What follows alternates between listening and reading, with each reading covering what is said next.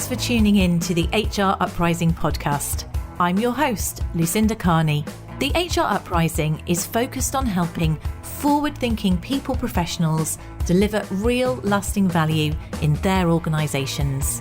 I'm a chartered psychologist, speaker and trainer, and recently authored the best-selling business book, How to Be a Change Superhero. My day job is founder and CEO of software and training business Actus. This gives me the opportunity to work with other businesses like yours. We are focused on building a better workplace for people wherever they are located, with the help of our performance, learning and talent management software and our training and consultancy services. Every week on the podcast, I will be covering different topics and challenges, joined by relevant experts and real-life people professionals. Thank you so much for tuning in. I really hope you enjoy and get value from this week's episode.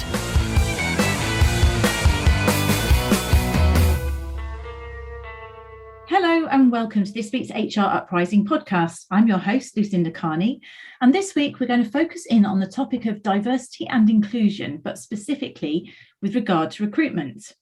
So I'm delighted that an expert in this area, Yvonne Smyth, who's the Group Head of Equity, Diversity and Inclusion for Hays PLC, is joining me to educate me on this topic, hopefully, well, almost certainly actually.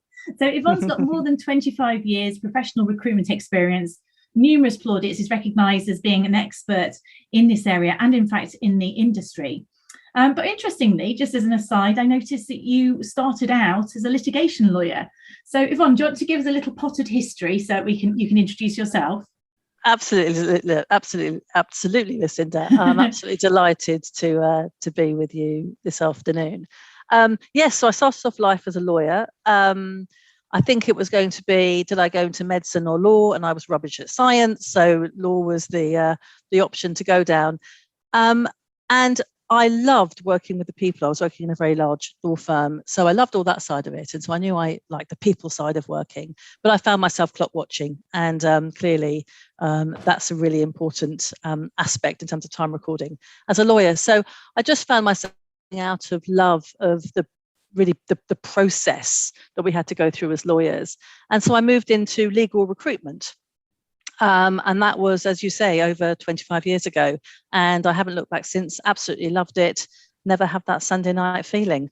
So I feel quite lucky in some ways. That's key. And obviously what a great background, because you actually knew what you were looking for. You'd worked with people. So I can see how that fits really nicely in the recruitment sphere. So how did you get into the diversity and inclusion angle? Yeah, so I started off life on the legal recruitment side, so I absolutely knew what I was looking for, and then started to move over towards the HR side. As a recruitment business, obviously, an HR professional is a really important stakeholder. So talking to customers and really understanding what was on their minds, the topic and the themes around diversity and inclusion started to come through very loud and clear. Probably, I mean, it's been going on for quite some time, but from a recruiting perspective, about 7-8 years ago. So I really took it upon myself to make sure that we had a point of view on that. So as a very large recruiting business, we had all these touch points looking at dynamics around the world of work. So whether that was employers looking to position themselves as an employer of choice, or whether it was candidates, so talent, what was motivating them to move roles? Why were they choosing particular employers? If they were what we would call passive job seekers, so not actively looking, what was likely to make them move? So really understanding that dynamic and capturing those insights and then relaying them to both candidates to help them make informed decisions, but also from a client perspective to help them position themselves as that employer of choice. So when we look at diversity and inclusion as Hays, we certainly have an opportunity to have those conversations. And clearly the whole topic, there's mission creep, it's touching on practically everything, we look at them when we look at the world of work and dynamics. So we had an opportunity there that we wanted to capture, and I felt passionately that, I wanted to be the person to do that. But also, frankly, we had a responsibility to do that, just given the size and scale of the organizations, to kind of make sure that we were playmaker, I suppose, in that respect. And that's where it started and really where it's grown from. So in terms of, you were looking at it from the point of view, say, as being an employer of choice, so that's attracting candidates, and also from the candidates' point of view as to whether they want to work for organisations that take diversity more seriously, I guess. Is that why it's important for organisations to focus on this now? Is there a pattern that people are looking or seeking out greater credence in that area from an employer? I mean, very much so. And I think it's becoming more and more of a thing. So when we started to look at diversity and inclusion, the journey has iterated and evolved over the years. So it probably started off in the 70s as a bit of a kind of mitigation, management of risk perspective, particularly against claims and very overt discrimination. Obviously, legislation came through on the back of that and was consolidated in 2010. So it started off from a kind of risk management perspective and probably coming from an area of fear. Then I think the way it's been evolving is it was linked to them being the kind of the right thing to do in a bit of a kind of a kumbaya type of way. So very much soft, doing the right thing, treating people well. And then McKinsey really brought it to life in 2015 in the first of a series of really seminal reports that they put together around diversity matters. And they started to put numbers against, actually, if you get this right, this will absolutely have a positive impact on the performance of your organization because you will engage your people in a really positive way. So at an individual and at an organizational level, it can really make a difference. So it started to be tracked in terms of, if you like, the smart thing to do. So lots and lots of data are on that, particularly around visible difference, so gender and ethnicity in particularly at a leadership level. So that developed a real head of steam. And almost there was such an effort on making the business case that this was a thing we should do, that people lost sight of the softer side of things in terms of it being the right thing to do. And I think the dynamic in terms of where we are now is it's both are proven and are the right thing to do. And from a candidate perspective, it is absolutely a fundamental requirement for individuals now. If we take competitive pay and rations out of it, actually the next most important thing they look for is this a place that I want to invest my time and my career? And is this an environment in which I can be my best self and I can flourish for however long I want to be in your organization? So that contract is very much now a two-way piece. An employer has to position themselves to a candidate, an employee eventually wants to give their time, their effort. But there is so much upside in terms of discretionary effort that comes from an individual feeling like they are properly engaged in an organization and they are respected and supported, that it absolutely makes business sense. And to not do this is a fundamental risk. So there's this increasing thing, and I guess along the same time that the employer brand became an important thing, this is about people identifying brands that fit with their values and culture, and aligned a bit with the whole sort of was it McKinsey as well? It wasn't. It was they too. So was it the war for talent? But that whole concept that people can choose where they want to go, and of course, I think since the pandemic, that's increased even more so, hasn't it? In terms of people making choices as to where they want to go, not just for diversity, but also in terms of flexible working and things like that. So, sorry. Yeah, yes, absolutely. And I think there are all sorts of factors in that, and I'm sure we'll come on to communication of that. But the employer value proposition, the EVP, a bit like ED&I, it's becoming a really big thing. Yeah. And to be able to articulate your purpose and what the contribution and impact is of an individual joining your business and choosing to spend, however long element of their career with them, is a fundamental part of recruitment at the moment. And that it's not just a millennial thing, it is really across the piece. And that's an interesting one, actually, because that could almost be not a myth buster, right? Because lots of things, the whole millennial thing, I think that was quite fashionable, and then I think it's been disproven, hasn't it, that actually there's any difference. So is it just more sign of the times that people feel able to do that and want to focus on that in terms of values? I mean, I guess someone like myself, definitely not a millennial, but maybe flexible or want to work somewhere where I think it's a good place to work. Now we feel we're able to choose. Is it just that we're more aware? Well, certainly at the moment, with the very hot employment market that we're in, with record job vacancies and record numbers of people in work, there is certainly this ongoing war for talent. And one of the fundamental parts around talent attraction is individuals don't want to work for the best company in the world.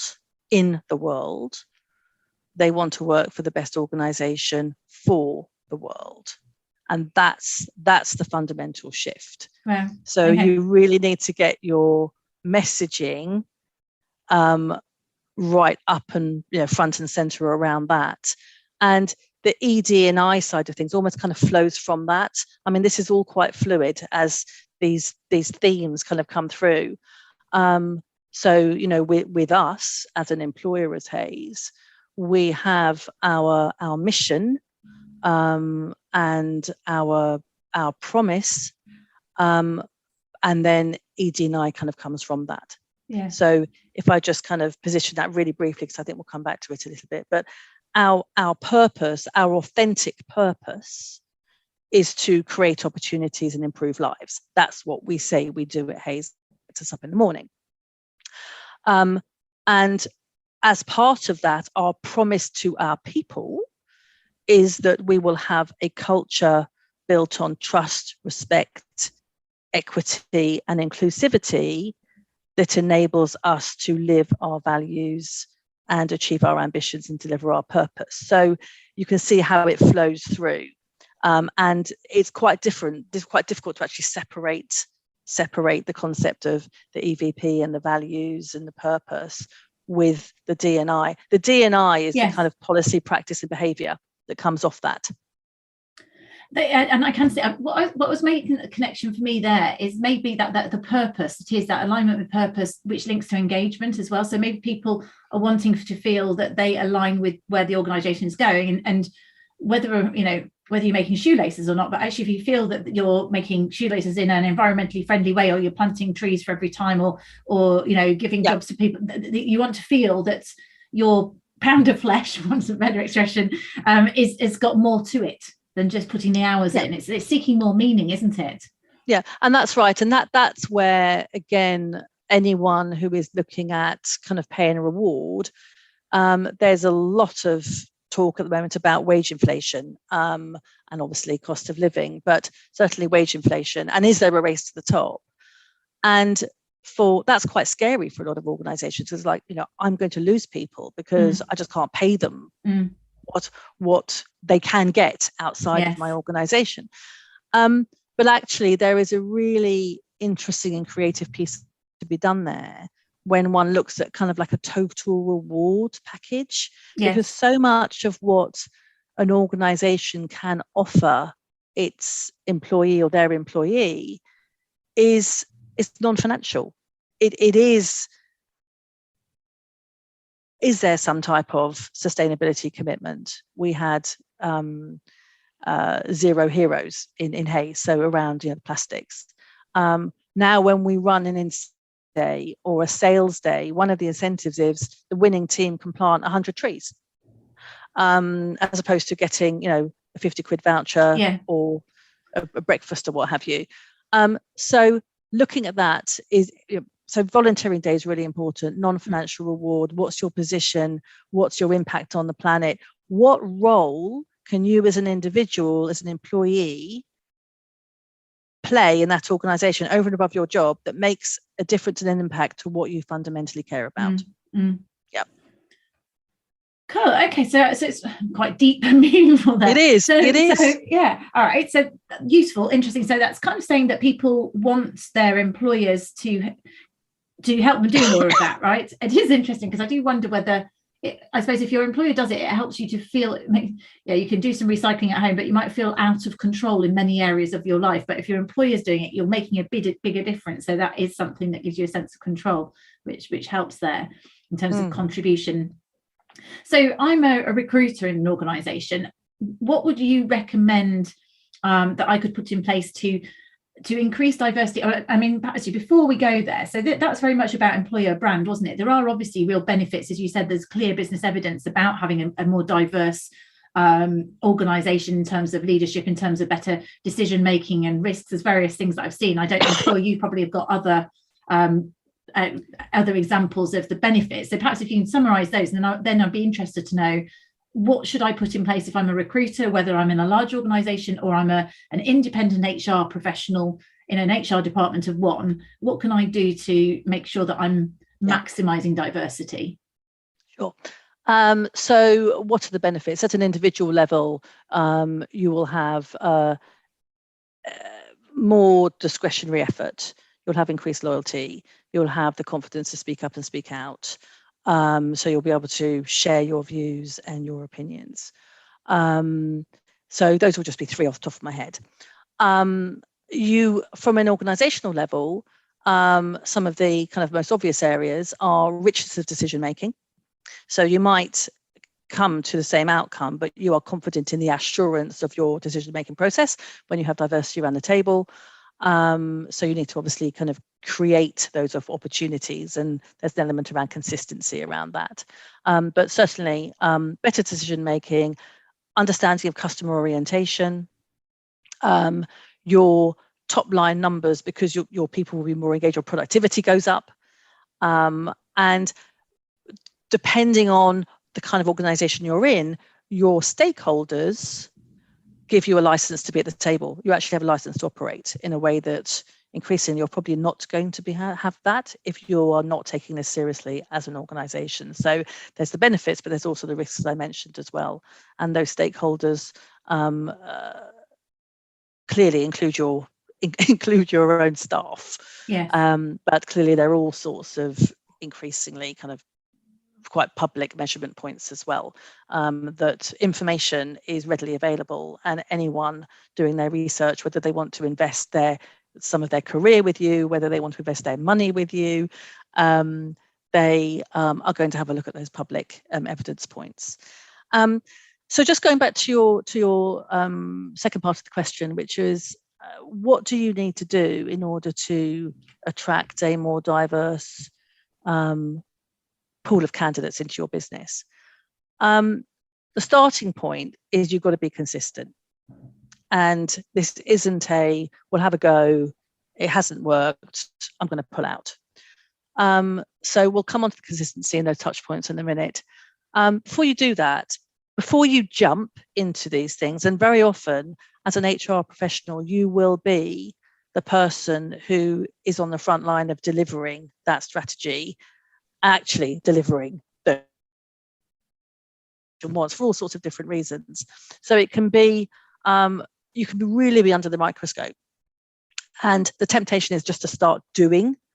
And my first note of caution, I would counsel, don't start doing straight away, because you could go down wormholes very, very quickly. And this topic, it's ever growing, and there are more and more areas and considerations that are kind of coming into scope. So first of all, have a look at your organization and say, actually, what's the data telling me? What are we doing well already? What kind of feedback channels have I got to understand whether we have an organization that feels inclusive? Because when we look at, and if I take D&I for a moment, diversity is difference. That's all it is.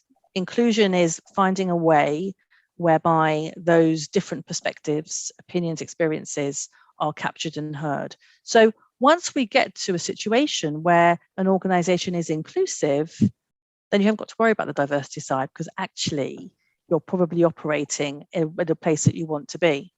So that starting point is, what data sets do I have? What's my turnover rate like? What kind of people are leaving my organization? Is there a pattern there? What kind of people are we recruiting? What type of, if you do an employee feedback survey, most organizations do nowadays, have a really good look at that. Do I ask my people about, can they share their diversity demographic and their data with me? Often that's very much part of an ED&I type survey. What are the disclosure rates? Are people choosing not to fill them out? So just where are you at the moment? And then link that to where you want to be and what you want to achieve. And try and avoid this being a box ticking exercise. Because again, it's very easy to say, well, we need to be reporting on X, Y, and Z. Therefore, I'll just go straight into that. Because when you look at diversity and inclusion, there will be probably 2 or 3 areas that you will lead on. You don't have to do everything because you'll just get gold diffusion. So let's have a look at recruitment, and we'll talk about this in a minute. Let's have a look at the recruitment process. Who is coming into our pipeline of potential talent and who is getting through the process? So let's have a little talk about that, because it might be helpful just to bring it to life. So when we look at recruitment, first thing to do is to stop and look at your workforce. What does it look like? What information do we know about them? What are they sharing with us? Who's coming in, who's coming out? So what's my starting point? So take some time to kind of analyze that. And then agree with your leadership team, what are our priorities? Because whilst there are a number of areas and tactics which cover all aspects of diversity, and I'll talk about flexible working in just a moment, there are certainly certain tactics that you can kind of go down to reach out to certain groups and target certain groups in particular. So you need to, what's data telling you? What's your current starting point? Where do you want to be? And what are the 2 or 3 areas of real priority for the organization? So that's where you start. Then you start thinking about the sourcing side of it. So we call it engage and apply. So source, engage, and apply. So have a think about, when we go to market, what message is my potential target audience receiving? So you've got to think about the language you're using, the imagery you're using. You need to think about, when you're looking at a job description or a person's description, reduce to their core essentials the number of essential requirements that you have in an individual person specification or a job specification. The longer the list of essentials, the narrower your pool will be. So if you, as I say, just bring it down to the essential list, you will have a wider group of people to potentially recruit from. In the market at the moment, you need to be flexible on all sorts of different levels. So flexibility when it comes to oven ready skills and experience. If you're going for someone with 5 years experience from a particular sector with this background, etc., you will immediately narrow your kind of, obviously your potential talent pool. So again, on that, think about, can I go for someone with 2 or 3 years experience, grow my own? Let me look at competency based as opposed to experience and pure oven ready skills based experience. So again, have a think about that. Flexible working is important. So I spoke about flexibility in terms of kind of skills and experience. Flexibility on working pattern, absolutely vital. Now, with the pandemic, some might say job done, because so many organizations suddenly realized that their people could be working not in a 5-day week in an office environment. So does that mean that flexible working is here to stay? The reality is that at the moment, flexible definitely for a large number of roles applies to location. And we are obviously, we've got people working in the hybrid working pattern. So we're seeing flexibility as far as location is concerned, but we are not seeing flexibility on time. And that is a really important consideration, because there are many, many people who need to and want to work, not just flexibly in terms of location, but also time. And in part-time. And part-time. As in part-time, yeah. As in part-time. So it is part-time, good quality roles. What are the reasons for that? We have people who have caring responsibilities. We'll have increasing numbers of single parents. We have people who they want a side hustle. They have a passion. They want to live their lives flexibly. And if we can really embrace the concept of proper part-time working, good quality part-time working, that will open up a huge talent pool of people who have either not been able to access the world of work, or they have chosen, as a result of COVID and the pandemic, to actually step away. And a really interesting demographic around that are the people who are kind of aged 50 to 64. And we have had a lot of people who have left the workforce, largely in professional and semi-professional jobs. Nearly all of them were working full time, and they have chosen to become economically inactive. So that's something you should definitely looking at, and you don't have to set it up from the get-go in terms of, I know I want to have someone who works on this basis. All you need to say is open to flexibility. Start the conversation. Well, actually put that in your ad. Yeah. Put it in the ad, open to flexibility, both in terms of location and also working pattern. Working, yeah. Yeah. And the rather surprising thing was there's a fantastic organization called TimeWise that focus on good quality part-time working. We do a lot of work with them. And actually, the number of roles that have been advertised as flexible in terms of part-time working, flexible time, hasn't gone up from pre-pandemic to now, post-pandemic, which is quite remarkable because you think, oh, flexibility is everywhere, but it's not when it comes to time. So I'm labouring the point, but it's really, really important. And of course, just to say, the other group that one can access through that, and it is a huge group, are people who are living with a disability or long-term health condition. Because again, just the requirement to be on all the time, and actually, if anything, I think we're all probably working a little bit more with this hybrid working. It's just not feasible. Never mind, obviously, just the access to work piece. So interesting. I didn't realise that. I'm quite fascinated by the fact that you say that there are fewer opportunities, there's no more opportunities, despite this message about it than there were previously. And it is interesting for me as someone who runs an SME, and again, maybe talking out to people who are in HR departments of one, and perhaps have got quite rigid CEOs that they're working with. This might be one of the biggest things you can do to recruit. So certainly I know that some of the people that we've got in our team who we couldn't have afforded to recruit, actually, when you gave them flexibility of time, it actually means your budgets can go further, because you can get great people. Let's talk about the people that with the 50 to 65 age group, we've got the most experience in the marketplace, can probably be highly, highly productive with all of that experience if it's utilised effectively. So convincing people to let's summarize what I've got to say. So convincing people to be flexible. It's not about oven ready skills and experience. Maybe look more competency based. Minimize your list of essentials will open up your pool. So not having it's got to be, but not being so rigid. Thinking about aptitude. You're also talking about, if you're wanting to take it serious, the diversity, look at what your actual gaps are, look at what you're doing.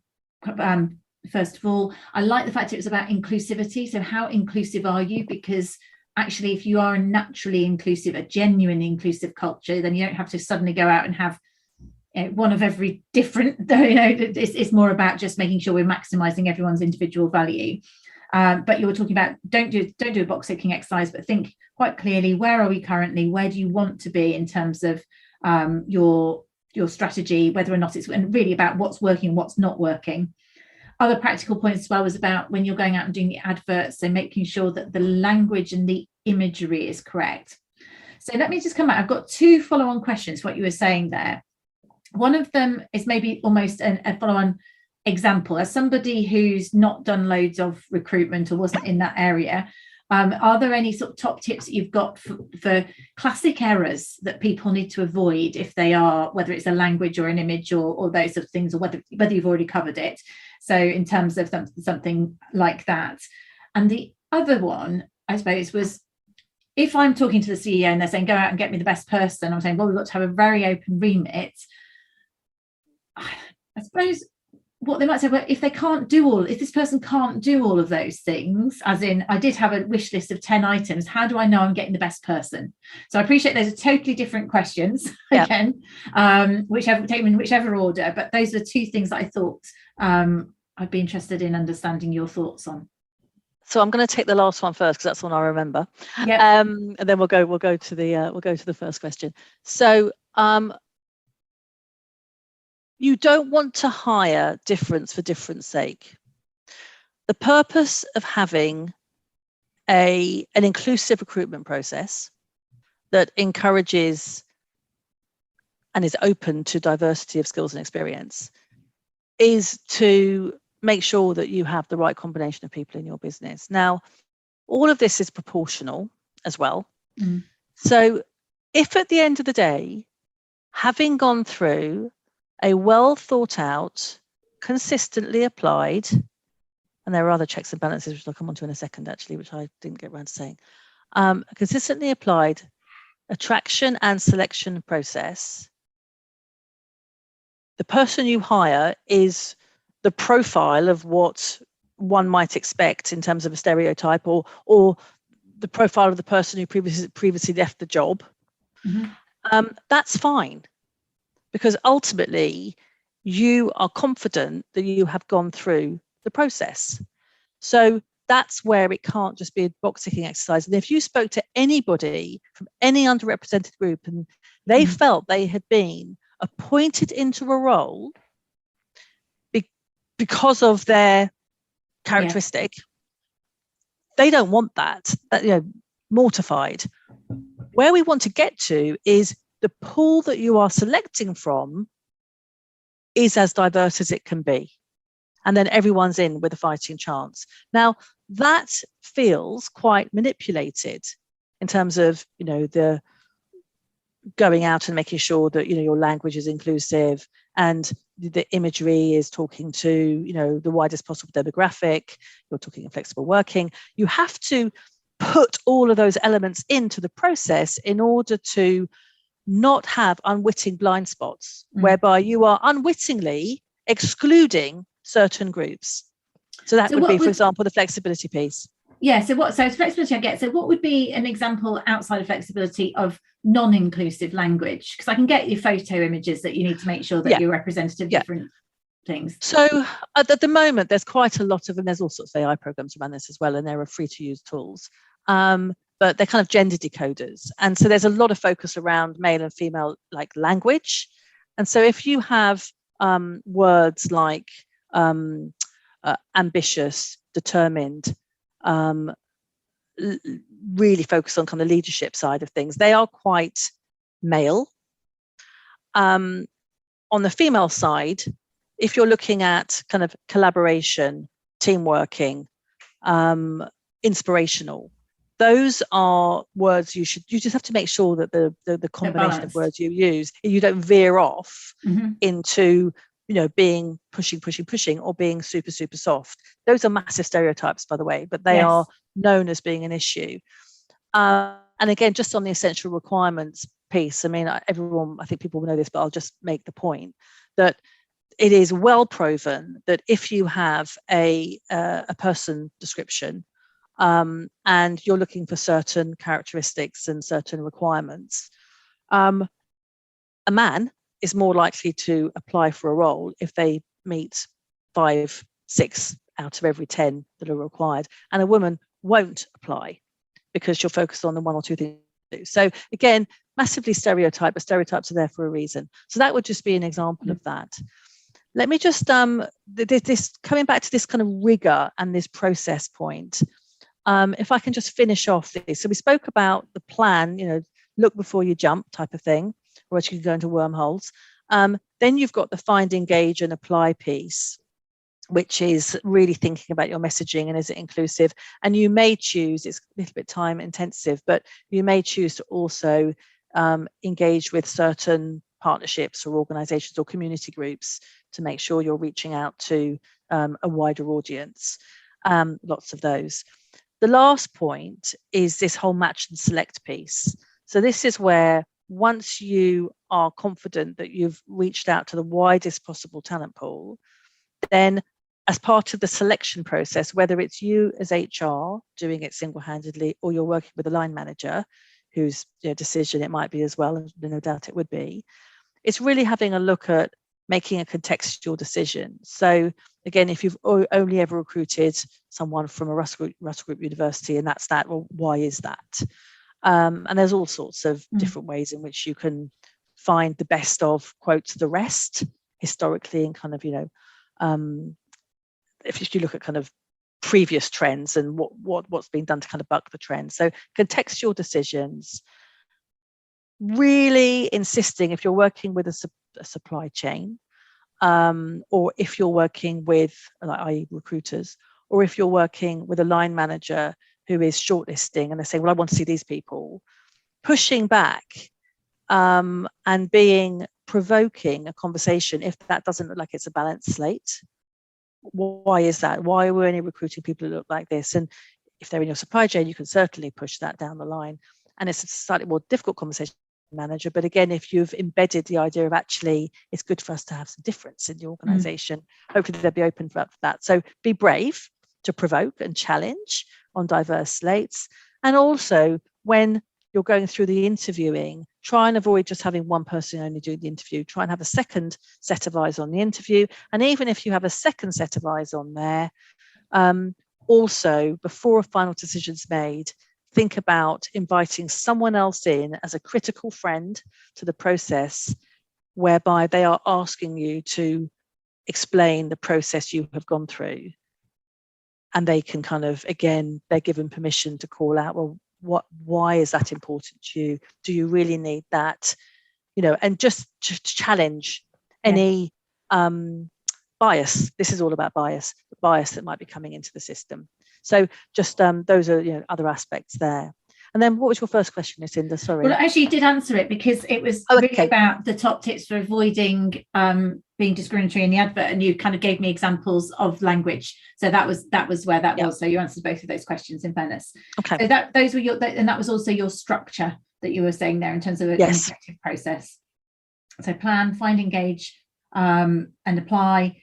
It's about clarity in terms of this, and then also more focus. I can't read my own writing now. What was it? The last point? More focus on the interview. I've lost my scribble. The sense of the bullets there. Yeah, I think can I just make one other point in terms of making sure you follow this through? And this is again a data point, that it's all very well bringing difference into your organization, job done, one might say, but you absolutely have to follow through and say, actually, are those individuals staying in my organization or are they bouncing out? Yeah, because that's how inclusive you really are. 100%.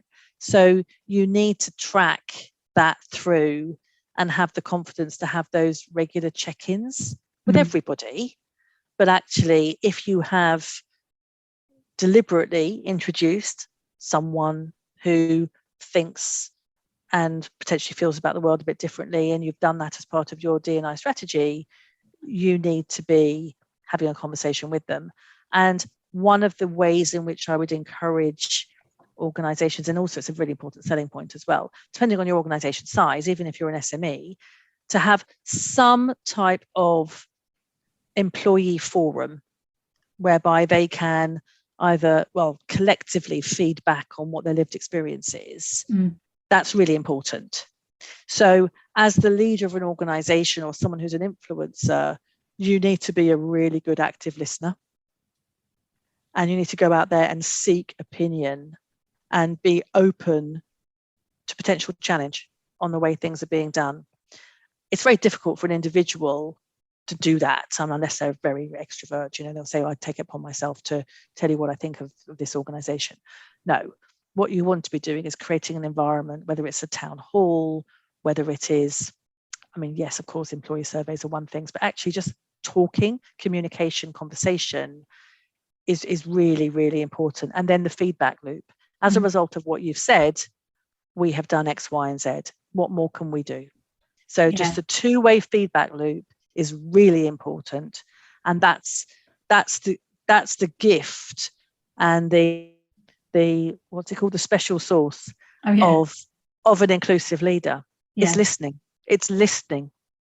And that actually reminds me of we did a sort of series of diversity topics about 5-6 months ago, and there was a guy, I think it was William T. Rowlack, he was talking about inclusivity in his organisation from the States, and it's talking about just having forums and not necessarily going for, you know, the women's forum or the disabled forum or whatever, not going for specifics, but actually just having forums where people listen and talk and advocate for each other.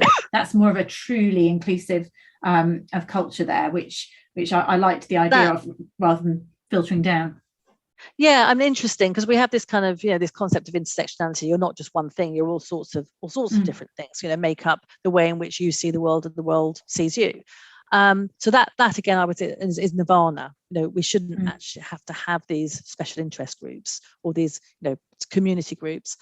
I would suggest, if you're starting off, I would probably start with a group that has a shared experience or characteristic. It doesn't have to be one of the protected characteristics. I mean, in Hayes, we have a Parents at Hayes group, because that's what brings everyone together.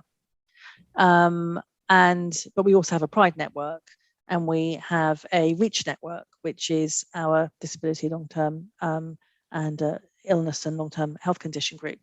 And in that group particularly, actually, well, also in all of them, as we've brought them through and brought them up, we started the conversation exclusively and invited people, and we didn't tap people on the shoulder. It was like, would you like to be part of the conversation, as we try and understand the dynamic of our organisation better. So we invited people to join, and they did, and to understand a common lived experience is a really important starting point. And then as it evolves, I think you start to take wider issues and what have you. But I would probably start off with closed, smaller group with common shared experience to start off with, just to create that safe voice and that collective voice. Yeah. That's really helpful in terms of that's what you're doing, and that's how you could start something like this if you're somewhere internally. And I mean, I guess it does depend on the size of your organisation. Absolutely. So we've covered a huge amount of content here. In terms of our final thoughts, or your final thoughts for somebody there, and we talked about look at the data, be planned about it, don't get into a box ticking exercise here. Whatever you decide to do, make sure that you do it in a consistent way, so you follow through on it, I guess, which see whether or not you're getting results. The stuff about the whole point of this is it's about recruitment, opening up just being much more open, and maybe that's a really massive takeaway, flexible and minimizing your list of essentials. So anyway, if you're going to say maybe I haven't covered them, would they be your top 3 takeaways, or what would be the key takeaways, Yvonne, that you'd like people to take from this in the context of D&I in recruitment? So first one would be, these things don't happen by chance. So you have to create the environment and the platforms and the communication to do this. So if you're the person who is charged with taking the lead on this, it's going to feel very manipulated and purposeful, and that's fine, because you're trying to shift behaviors that perhaps, and patterns of recruitment, etc., that an organization has always done. So it will feel uncomfortable, and that's fine, as long as you know what your objective is. It is okay to be contrived, correct. So that would be the first thing. Second thing, I'm going to say again, flexibility, but not just where am I working, in every respect. Yeah, absolutely essential. That is the silver bullet. Open-minded, isn't it? That you absolutely need to nail. And then with the just the proviso, actually, that sometimes people still have this kind of presenteeism piece. And if you've got people who are choosing to work location-wise, away from the office for a period of time, and you've got a lot of people who are, you're going to start creating in groups and out groups again. So that just be mindful. That could be an unwitting consequence you need to be very, very mindful of. And I think the third element is communication.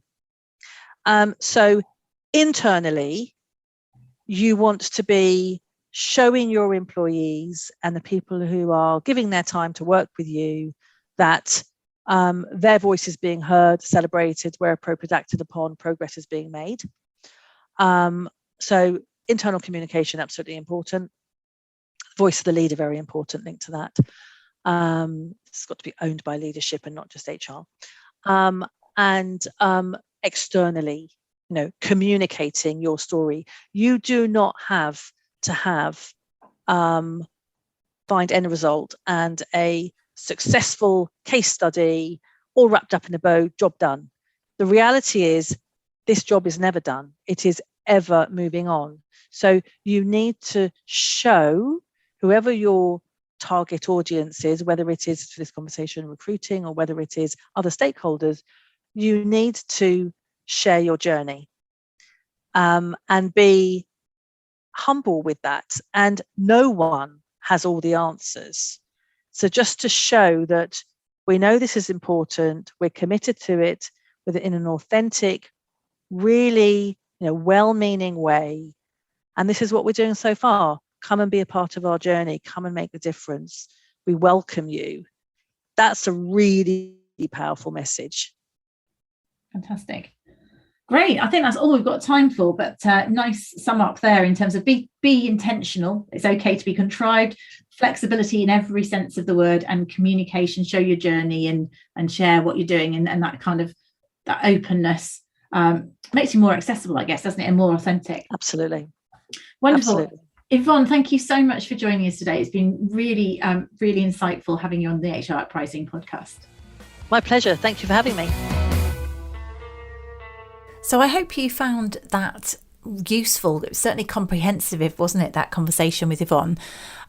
As you might expect, there are lots of resources that Hay have that they can offer out to you if you're interested to know more of that. So I've put links in the show notes which will take you to various things in terms of diversity and inclusion. And of course, we've also done previous episodes on this. I did mention, I think it was William Rollack that we did, I think it was back in October.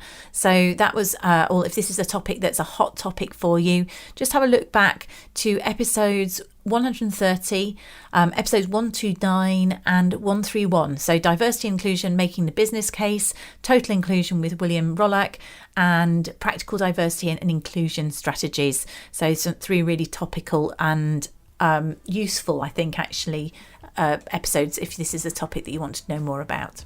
Okay, thanks for listening. I really hope you found this week's episode useful and enjoyable.